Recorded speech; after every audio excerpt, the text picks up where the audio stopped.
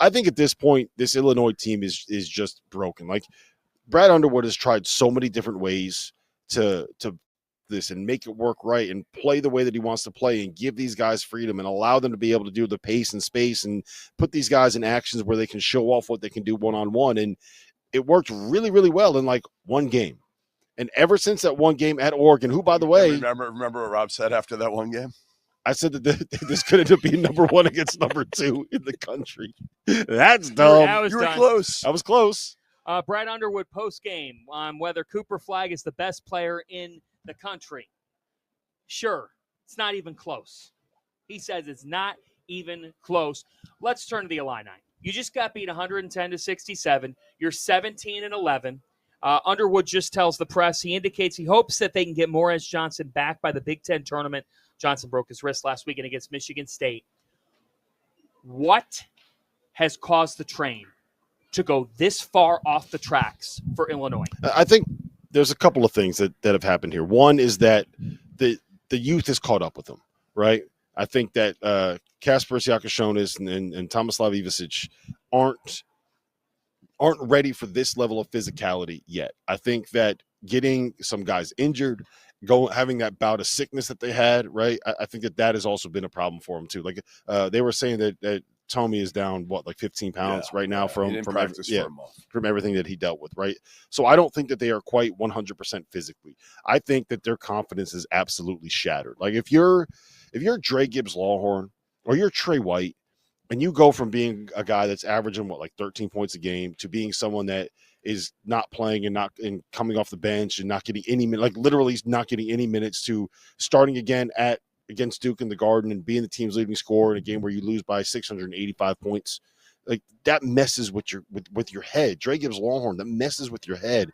And I think that trying to tweak everything so much has turned this into something where nobody really knows what they're supposed to be doing or has confidence in what they are doing. And I think that's a little bit of a problem that you have there. And the other part of it is like, if you have a team, let's talk about it in the first half, right? The first half of this game, Illinois shot 46% from the floor. They were 0 for 16 from 3. They were 15 for 18 from the line. That's actually unbelievable. And I understand that Illinois wants to be a team, and they've kind of tried to build this roster in a way that you have playmaking ball handlers and KJ and Kylan Boswell, put them in ball screens, space the floor, let them kind of create and spray the ball out to shooters on the perimeter. You don't have the shooters. They're not making the shots. Like, go to the rim, do something different. Like, how many times are you going to have these 4 for 28 shooting performances before you say, hey, look, you know what? This isn't working. What's the definition of insanity, Jeff? Doing the same thing over and over and expecting different results. What has gone wrong for Illinois? It's funny, the one thing I was talking to members of their staff right before the game, and I said, like, this is a great game for you, great opportunity.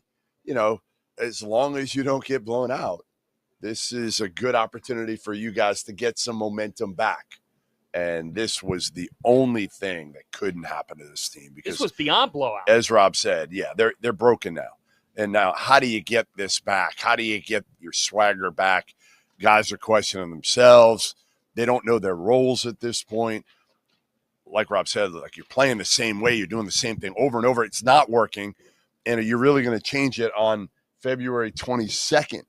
I mean, I guess what do you have to lose? I mean, certainly I wouldn't have them shooting that many threes. I mean, that has proven over and over again not to work. So take it to the basket. Yeah, you're going to play a little bit of the Tom Izzo. That's how you're going to play, right?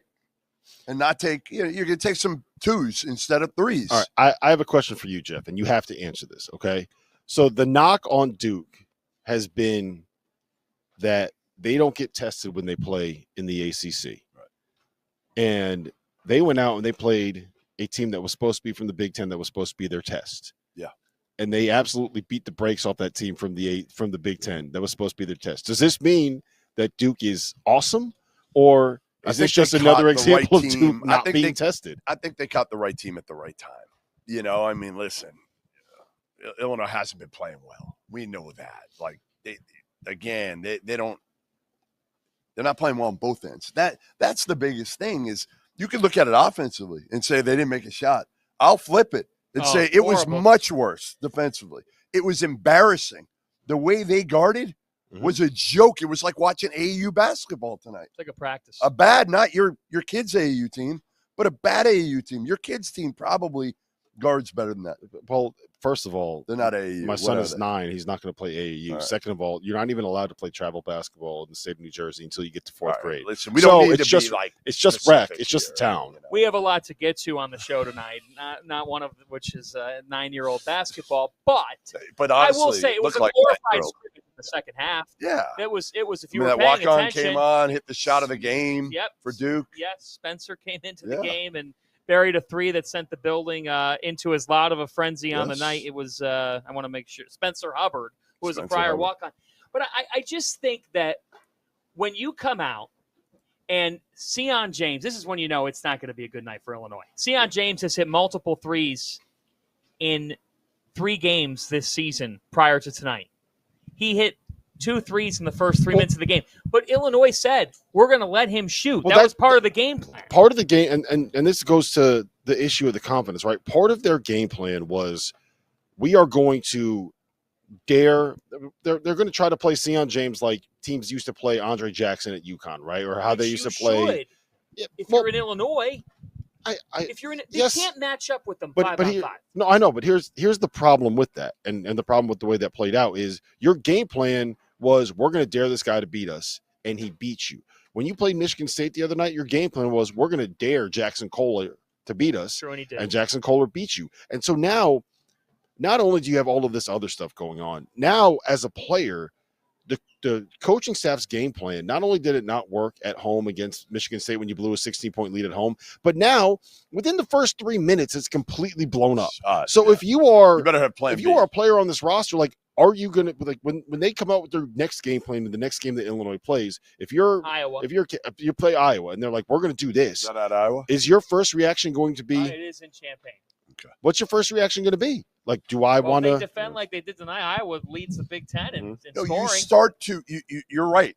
You do as a player right now start to question the coaching staff, right? Because a lot of kids that are 19, 20 years old aren't looking in the mirror, right? They're looking for blame. And they're going to blame it on the coaching staff right now. And this could be a team that completely fractures. Well, Could be. Yeah, we got a break, but here's the last thing I would say. For a while, they were exceeding everybody's expectations. Yes. They lost virtually everyone from last year's Elite 18. So we have to also adjust. Like, if they make they're going to make the tournament. If they win a game in the tournament, I know Illinois fans don't want to hear this, but then you go into next year and you have some momentum and you portal the right way. When you're playing the game that they did in the offseason, the variance was going to be high. This season is so emblematic of the Illinois fan base. Oh, boy. Oh boy! I think we might want to take a break. Yes. Cut. It's true. Cut. Dagan, go We're to gonna take commercial. a break. Go to commercial.